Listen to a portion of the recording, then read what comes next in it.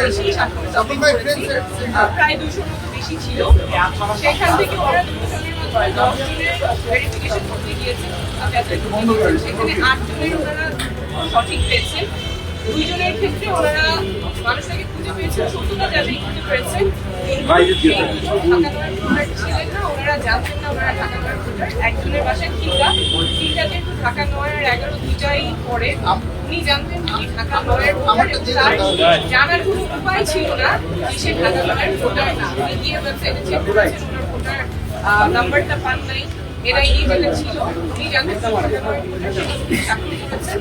আরেকজন যার ব্যক্তিক্রম এসেছে, তার কাছে যে হার্ড কপি আছে এনআইডি, সেই এনআইডি ঠিকানা অনুযায়ী উনিও ঢাকা 9 ভোটার, কিন্তু নির্বাচন কমিশনের কাছে তিনি ঢাকা 9 ভোটার না, সেটাও তার জানার উপায় ছিল।